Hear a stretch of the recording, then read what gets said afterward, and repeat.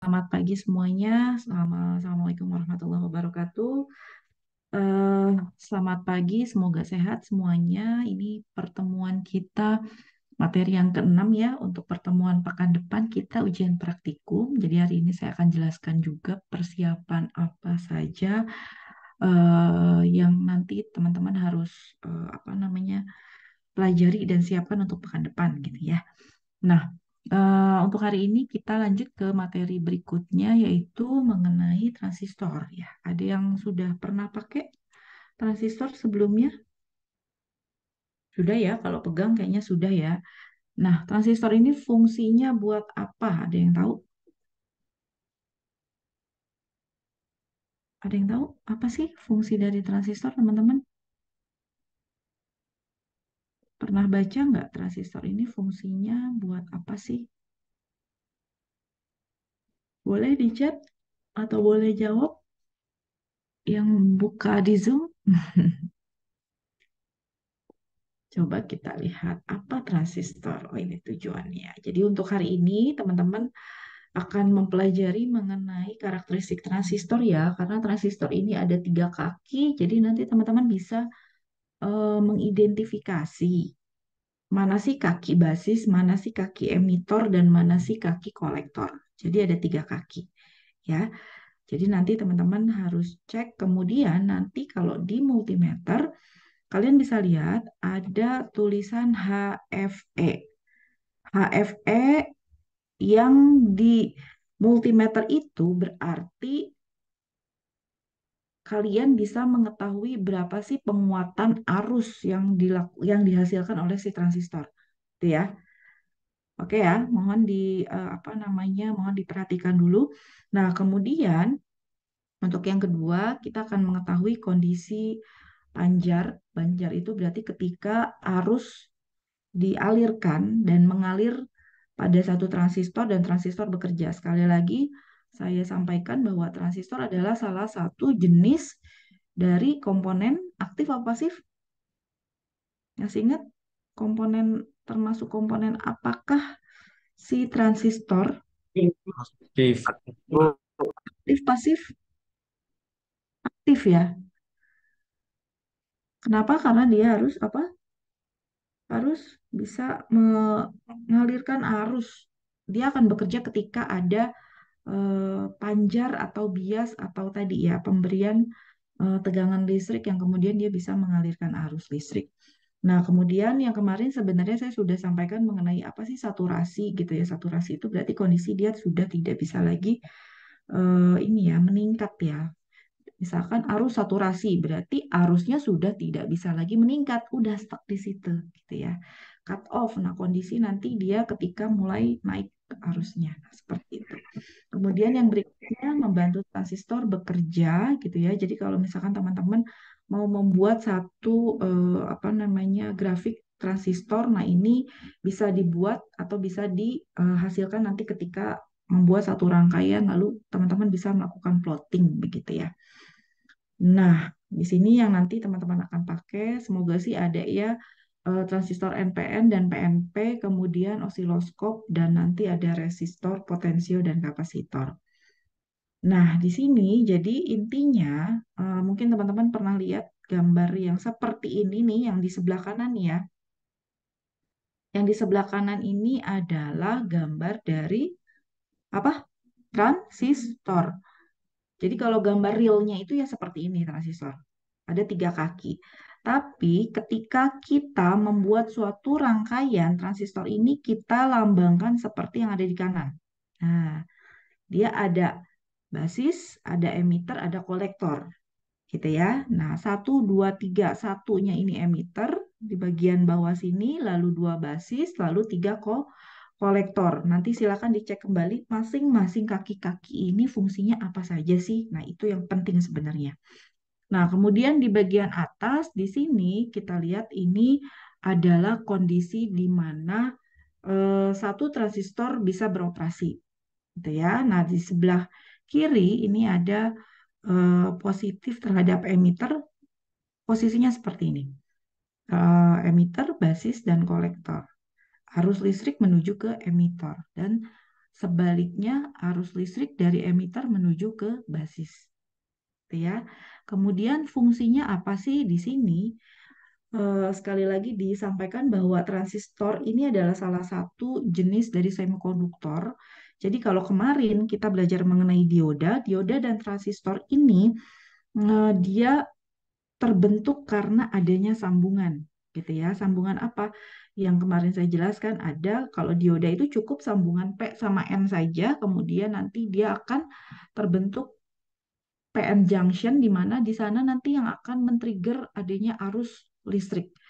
Nah, kalau misalkan transistor ini ada tiga, jadi bisa PNP, P dengan N, lalu nanti P lagi, lalu nanti didekatkan gitu ya, dibuat adanya sambungan, atau yang NP, NPN gitu ya. Jadi ada dua jenis transistor, PNP dan NPN.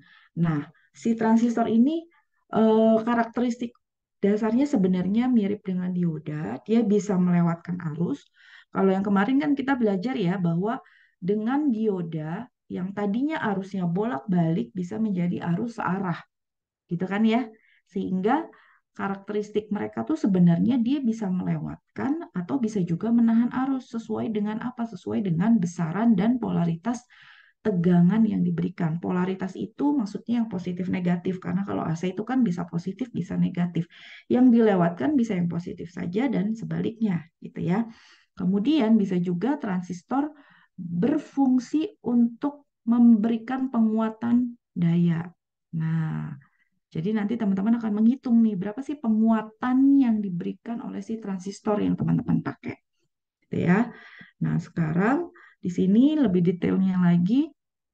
Yang pertama, si transistor ini bisa dianggap sebagai katup aliran listrik atau apa namanya saklar gitu ya. Dia bisa memutuskan, bisa menyambungkan arus. Kemudian arus yang nantinya mengalir melalui emitter kolektor gitu ya. Biasanya tadi ada tanda panahnya itu menunjukkan bahwa arah arusnya kemana gitu. Nah, yang menentukan besarannya adalah siapa? Yang menentukannya adalah arus yang ada di basis. Nah, biasanya nanti kalau arus di basis, basis itu di tengah-tengah gitu ya, arus di basisnya kecil, nanti dia bisa menyebabkan perubahan arus kolektor emitor yang cukup besar gitu ya. Makanya disebut dengan atau bisa berfungsi sebagai penguat arus gitu ya. Jadi kalau diberikan arus yang sangat kecil atau ada arus yang sangat kecil di basis, maka yang ada di kolektor dan ada di emitor ini akan memiliki arus perubahan yang cukup besar. Sehingga salah satu fungsinya si transistor ini bisa digunakan untuk penguat arus. Nah, ini di sebelah kanan ada rangkaian penguat common emitter. Kenapa disebut common emitter? Tadi dijelaskan bahwa dengan adanya perubahan arus di basis yang sangat kecil saja bisa menyebabkan perubahan yang cukup besar di common dan di emitter, gitu ya, di kolektor dan di emitter maksudnya. Nah, di sini kita bisa lihat sebelah kiri dan kanan bedanya apa, Bu? Yang di sebelah kiri ini transistornya langsung ke ground, gitu ya. Dia langsung masuk ke ground. Sementara sebelah kanan dia harus melalui dulu si kapasitor namanya kapasitor bypass, ya kan? Nggak langsung ke ground. Ground itu biasanya disimbolkan dengan tanda garis tiga. Jadi langsung ke bumi. Ground itu kan sebenarnya definisinya itu ya. Dikebumikan gitu. Artinya dinetralkan, di apa kalau arus listrik atau elektron ya dibuat dia masuk ke bumi gitu ya. Nah, kemudian nilai penguatannya dari arus kolektor emitor terhadap arus basis ini kita bisa mengetahuinya dari kurva karakteristik transistor gitu ya. Atau kita bisa ukur menggunakan multimeter. Caranya gimana? Nah, ini yang akan kita lakukan pada praktikum pagi ini ya, teman-teman ya. Nah, jadi yang paling mudah dulu teman-teman nanti akan diminta untuk membuat rangkaian sederhana dari transistor. Gampang ya. Ada apa namanya? eh resistor besarannya di kisaran 220 ohm, kemudian resistor lagi di 1 kilo ohm. Nanti silakan bisa menggunakan DC power supply 5 volt saja, kemudian bisa menggunakan transistor, ini jenisnya. Nah, yang akan kalian cari adalah nilai HFE atau penguatan yang terjadi di kolektor dan di emitor. Nah, caranya gimana? Nanti teman-teman silakan ukur arus yang muncul di kolektor dan di basis, lalu kemudian dicatat. Gitu ya. Jadi nanti datanya berapa yang bisa dicatat. Mungkin bisa diulang aja gitu ya, 5 data ulangan aja. Teman-teman silakan ambil. Kemudian hitung apa namanya penguatan dari arus yang dihasilkan oleh si transistornya. Jadi dibuat tabel ya. Jadi yang ini silakan teman-teman buat tabel sendiri.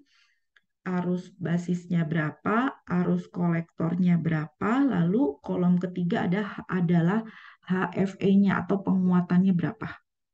Ya. Kemudian nanti buat 5 baris diulangi aja.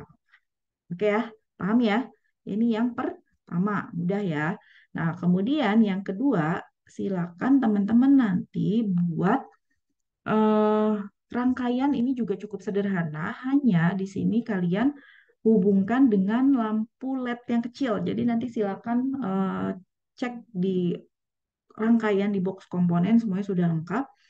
Kemudian nanti silakan teman-teman bisa cari LED satu saja gitu ya. Nah, di sini ada apa namanya 1, 2, 3 ini berarti nanti mewakili transistor atau kaki-kaki transistor ya. Karena di sini kita akan membuktikan transistor sebagai saklar atau pemutus penyambung arus. Nah, nanti setelah ini dibuat, silakan nanti hubungkan titik 2 dan titik 3, kemudian cek apakah LED-nya nyala. Lalu kemudian seperti yang ada di sini, lepaskan hubungan titik 3 dan titik 2, lalu nanti hubungkan titik 3 dan titik 1. Nah, intinya teman-teman silakan coba-coba hubungkan antara titik 1, 2, 3 ini kombinasi, lalu catat hasilnya. Jadi nanti dibuat tabel kombinasi gitu ya, hubungan titik 3, titik 1, titik 2, titik 3 gitu ya.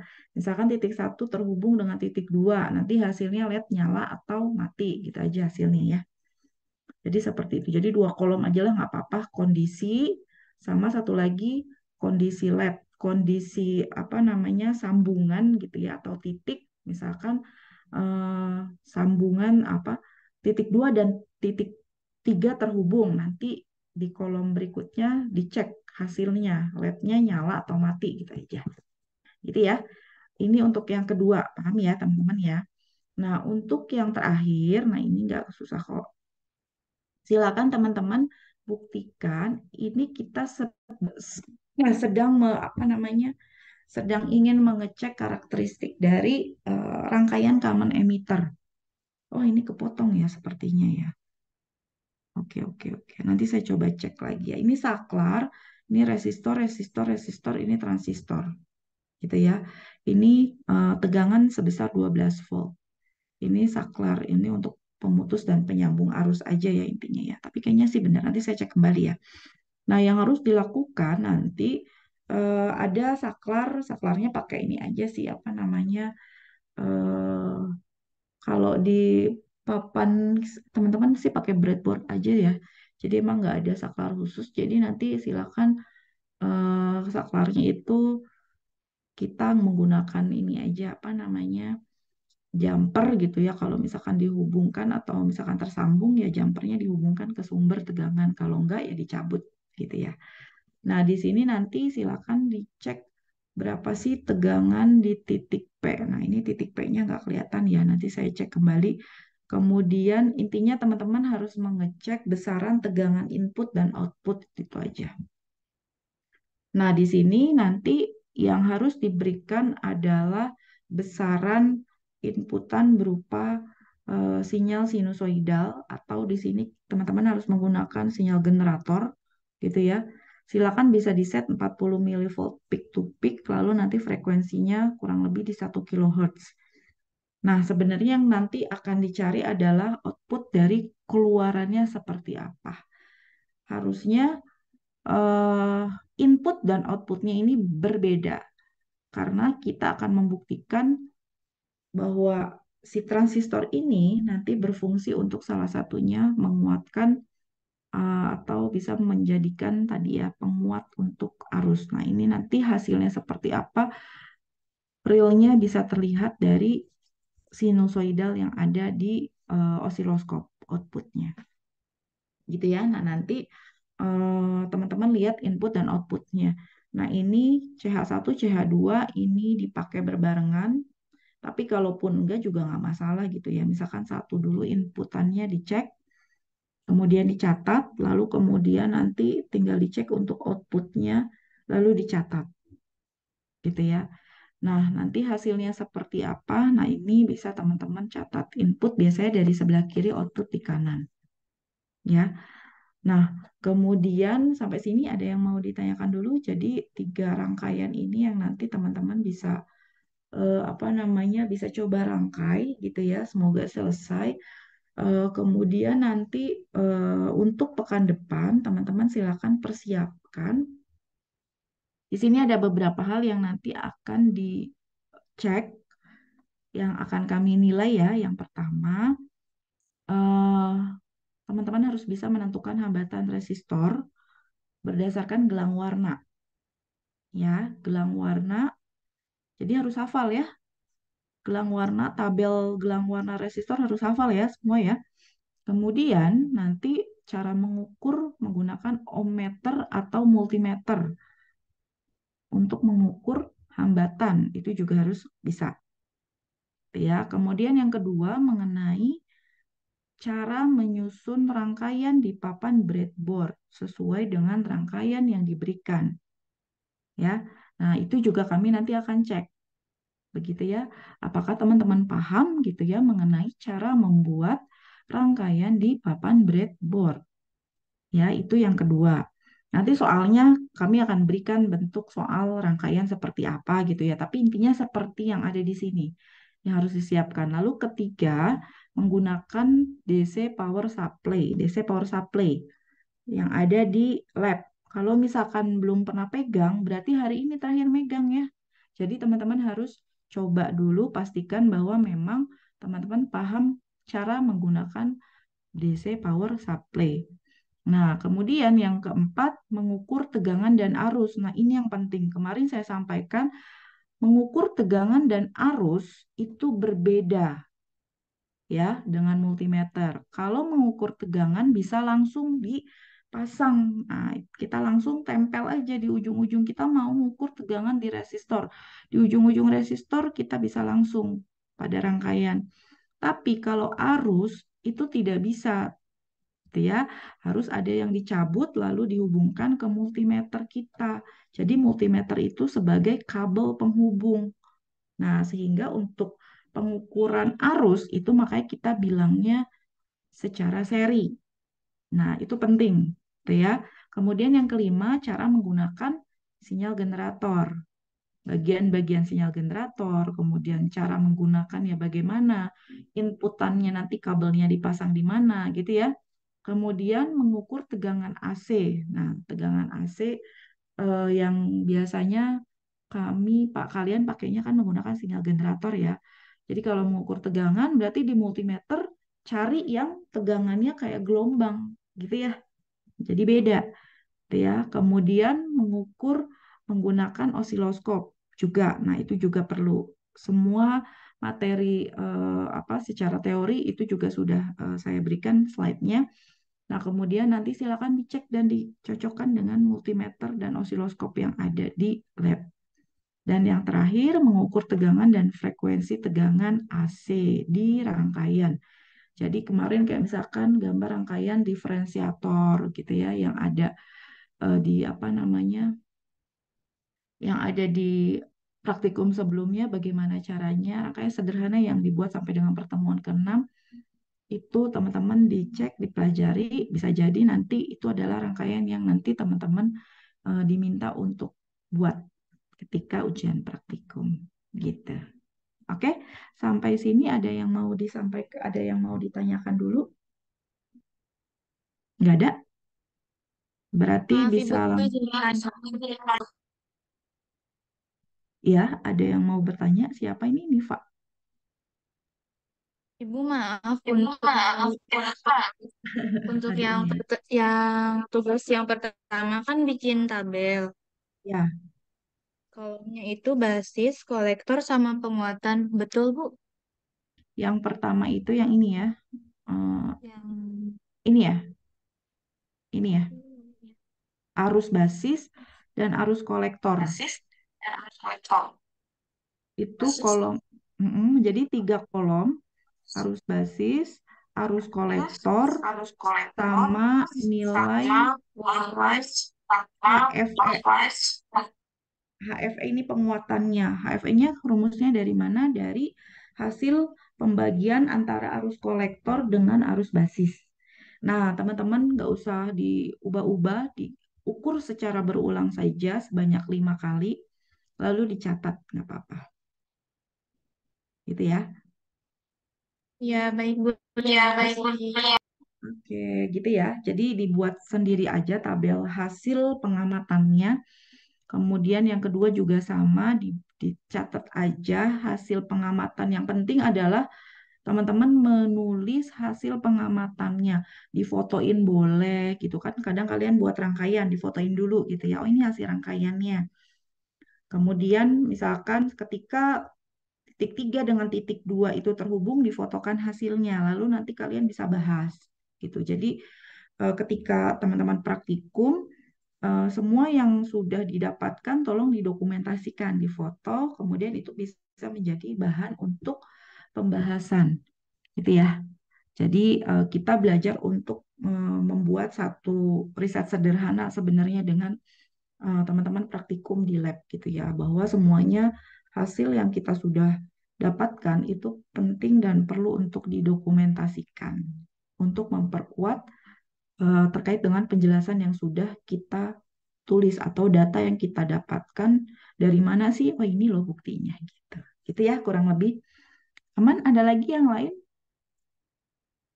Sudah? Oke, kalau sudah berarti kita bisa teman-teman bisa langsung. Semoga tidak ada kendala gitu ya ketika mengerjakan. Nanti sambil jalan bisa sambil ditanyakan kembali kalau ada kendala. Baik, itu saja mungkin dari saya. Selamat belajar, selamat praktikum. Terima kasih banyak untuk perhatiannya gitu ya. Saya akhiri. Terima kasih. Assalamualaikum warahmatullahi wabarakatuh. Terima kasih. Waalaikumsalam. Waalaikumsalam.